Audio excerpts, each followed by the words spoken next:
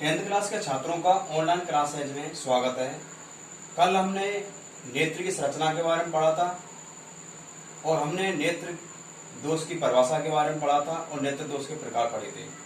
आज हम सबसे पहला नेत्र दोष पढ़ते हैं। नेत्र दोष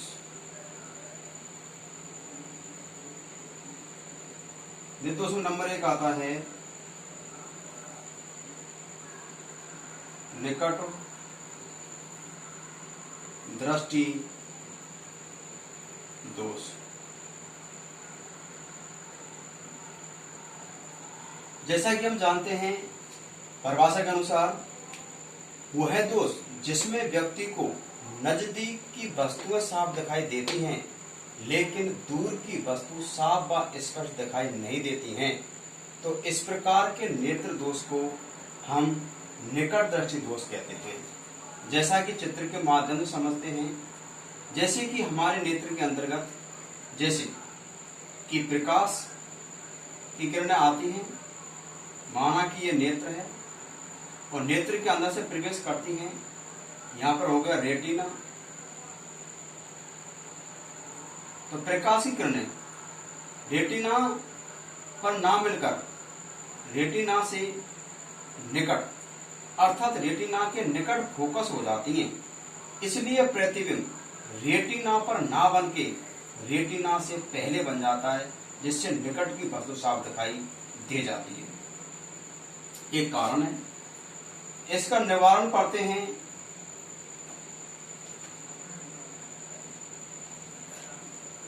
निवारण निकट दृष्टि दोष को दूर करने के लिए अवतल लेंस से बने चश्मे का उपयोग किया जाता है। जैसे कि माना कि है एक आंख है, इसमें नेत्र लेंस लगा होता है, अभिनेत्र लेंस मानव नेत्र का। प्रकाश की किरणें आती हैं, प्रकाश किरणें जब आती हैं तो हम इसमें अवतल लेंस से बने चश्मे का उपयोग करते हैं।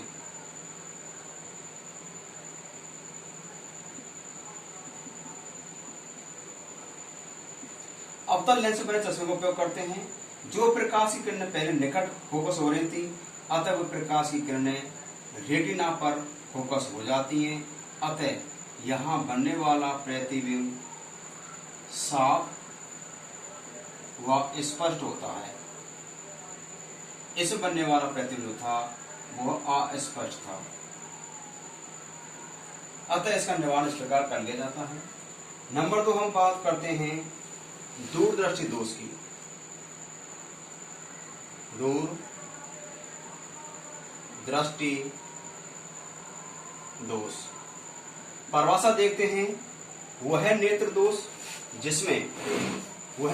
जिसमें दूर की वस्तु साफ दिखाई देती है। दूर की वस्तु दिखाई देती है लेकिन निकट की वस्तु दिखाई नहीं देती है। इस प्रकार के दोष को दूरदृष्टि दोष कहते हैं। ध्यान देना चाहिए, दूर की दिखाई देती है, निकट की दिखाई नहीं देती है, उसे दूरदृष्टि दोष कहा जाता है। इसका कारण देखते हैं। माना कि यह प्रकाश की किरण आती है वस्तु से, माना कि यह नेत्र है, उत्तल लेंस अभिनेत्र नेत्र लेंस होकर गुजरती हैं प्रकाश की किरण। माना कि यह रेटिना है, रेटिना प्रकाश किरण रेटिना पर फोकस ना होकर रेटिना से दूर अर्थात रेटिना से दूर जाकर फोकस होती हैं, इसलिए यहाँ दूर का प्रतिबिंब बनता है, निकट का प्रतिबिंब नहीं बनता है। इसी कारण इस दोष में हमें दूर की वस्तु साफ दिखाई देती है, निकट की वस्तु साफ दिखाई नहीं देती है। इसके निवारण के लिए हम बात करते हैं। इस दूरदृष्टि दोष को के निवारण के रूप में अर्थात इस दोष को दूर करने के लिए उत्तल लेंस से बने चश्मे का उपयोग किया जाता है। जैसे कि देखें, आने वाली प्रकाश की किरणें, माना कि यह मानव नेत्र उत्तल लेंस लगा होता है, इसमें उत्तल लेंस से बना चश्मा है। इसका उपयोग किया जा रहा है। अप्रकाशित किरणें उन्हें रेटिना पर फोकस हो जाती हैं, अतः बनने वाला प्रतिबिंब स्पष्ट व साफ बनता है, जबकि इसमें अस्पष्ट प्रतिबिंब बनता है। इस प्रकार हम इसका निवारण कर लेते हैं। नंबर 3 दोष के बारे में बात करते हैं, उसे जरा दूरदृष्टि दोष कहते हैं। जैसा कि हम देखते हैं नंबर 3 जरा दूर दृष्टि दोष। इसमें देखते हैं जरा में होता है निकट, और दूर को आप जानते हैं, अर्थात वह नेत्र दोष जिसमें ना तो निकट की वस्तु साफ दिखाई देती है और ना ही दूर की वस्तु साफ दिखाई देती है। तो इस प्रकार के दोष को हम जरा दूर दृष्टि दोष या इसे निकट दूर दृष्टि दोष कहते हैं। इसके कारण के बारे में बात करते हैं।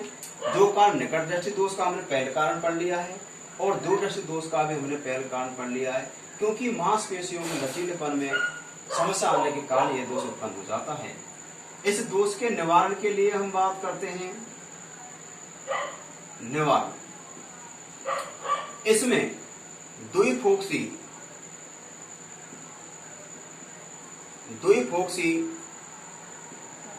लेंस से बने चश्मे का उपयोग करते हैं भैया। इसमें द्विफोक्सी लेंस से बने चश्मे का उपयोग करते हैं, जैसा कि हम मानते हैं। जैसे माना कि यह मानव का चश्मा है, इसकी हम 2 पार्ट कर लेते हैं, जिसमें नीचे की ओर तो लगा होता है उत्तल लेंस और ऊपर की ओर लगा होता है अवतल लेंस। यह है ऊपर अवतल लेंस, जबकि नीचे की ओर उत्तल लेंस। इस दोष के निवारण के लिए अवतल लेंस, जैसा कि पहले पढ़ चुके हैं, यह दूर की वस्तु को देखता है, और नीचे लगा होता है उत्तल लेंस, यह है निकट की वस्तु को देखता है, निकट की वस्तु को देखता है। इस प्रकार इस द्विफोक्सी लेंस से बने चश्मे के उपयोग के द्वारा हम निकट और दूर दोनों की वस्तुओं को आसानी से देख सकते हैं। नंबर 4 में हम बात करते हैं दृष्टि वैषम्य दोष। दृष्टि वैषम्य दोष, इसको अबिंदुकता रोग भी कहते हैं, इसे अबिंदुकता दोष भी कहते हैं। दृष्टि वैषम्य दोष की परिभाषा देखते हैं। वह नेत्र दोष जिसमें ऊर्ध्वाधर अर्थात ऊपर की ओर खड़ी हुई अवस्था में वस्तु एवं क्षैतिज अर्थात समतल के रूप में जो वस्तु होती है, इसे क्षैतिज कहते हैं, इसे ऊर्ध्वाधर कहते हैं। इस प्रकार खड़ी हुई स्थिति एवं समतल स्थिति, इन दोनों स्थितियों में वस्तु एक साथ दिखाई नहीं देती है। यदि खड़ी हुई वस्तुओं को देखते हैं तो क्षैतिज वस्तु दिखाई नहीं देती है, और क्षैतिज वस्तुओं को देखते हैं तो ऊपर खड़ी स्थिति दिखाई नहीं देती है। तो इस प्रकार के दोष को दृष्टि वैषम्य दोष कहा जाता है। इस दोष का कारण देखें। कारण जैसा कि कल हम पढ़ चुके हैं, कॉर्निया जो प्रकाश को आंख के अंदर प्रवेश कराती है, तो उसका भी कारण यही है। कारण देखें, कॉर्निया की अनियमितता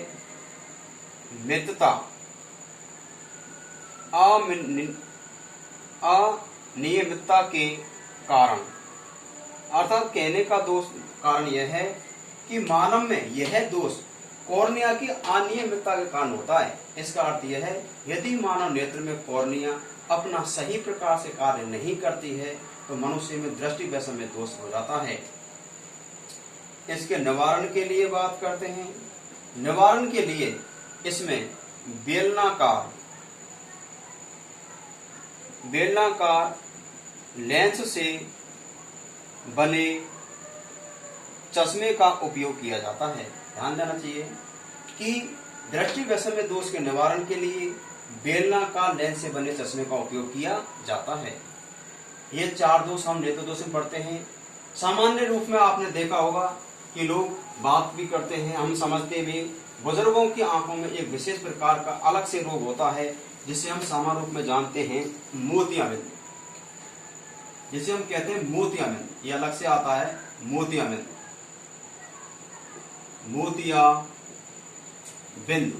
मोतियाबिंद दोष के बारे में बात करते हैं कि जैसे कि हम जानते हैं कि बचपन में बच्चे की आंखों में देखते तो लेंस बहुत ही पारदर्शी और साफ होता है, लेकिन उम्र बढ़ने के साथ साथ लेंस के लचीलेपन में कमी आती है और लचीलेपन में कमी आने के कारण उसे वायु प्रदूषण के कारण उसे वस्तुएं साफ व स्पष्ट दिखाई नहीं देती हैं। कहने का अर्थ यह है कि मानव के नेत्र में जो उत्तल लेंस पाया जाता है उस पर अपारदर्शी परत जम जाती है, जिससे प्रकाश आंख के अंदर प्रवेश न करके परावर्तन के कारण वापस बाहर लौट आता है, जिससे वस्तुएं साफ व स्पष्ट दिखाई नहीं देती हैं। तो इसे सामान्य भाषा में मोतियाबिंद कहा जाता है। मोतियाबिंद का उपचार करने की 2 विधि है। मोतियाबिंद के उपचार की 2 विधि हैं। देखें, नंबर 1 हम बात करते हैं, नंबर 1 आती है चीरा विधि।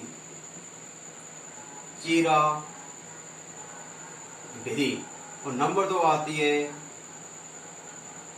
इंट्रा ओक्यूलर लेंस विधि। लेंस विधि जैसा कि हम देखते हैं पहली विधि के अंतर्गत चीरा विधि। चीरा विधि के अंदर हम बात करते हैं, इस विधि में ऑपरेशन शल्य क्रिया के द्वारा मनुष्य के अंतर्गत जो लेंस होता है, नेत्र लेंस को बाहर निकाल देते हैं और नेत्र लेंस को बाहर निकालकर उसे मोटा काला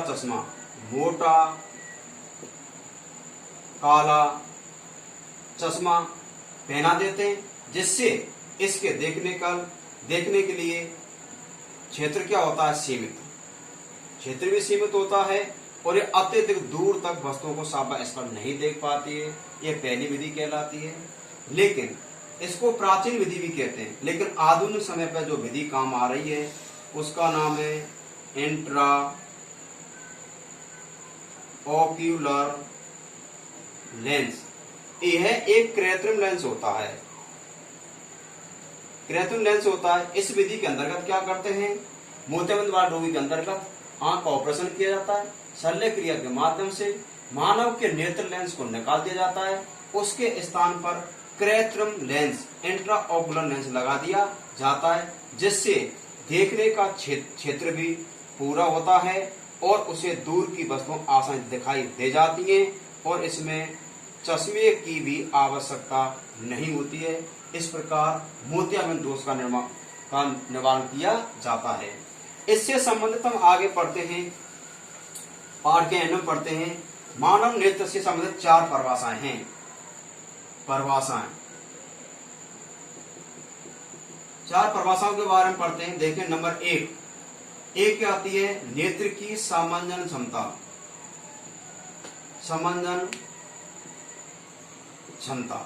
कहने का अर्थ यह है कि हम जैसे देखते हैं, हम चाहे कितनी भी दूर देखते हैं तब भी वस्तु का प्रतिबिंब बन जाता है और निकट देखते हैं तो तब भी वस्तु का प्रतिबिंब बन जाता है। अतः मानव के नेत्र की वह क्षमता जिसके अंतर्गत निकट एवं दूर की फोकस दूरी में परिवर्तन करके, इसमें फोकस दूरी में परिवर्तन करके वस्तु का समायोजित करके प्रतिबिंब बनाया जाता है, जिससे निकट और दूर की वस्तुओं में साफ दिखाई दे जाती है। इसी को हम समंजन क्षमता कहते हैं। नंबर 2 बात आती है निकट बिंदु। निकट बिंदु की बात करते हैं।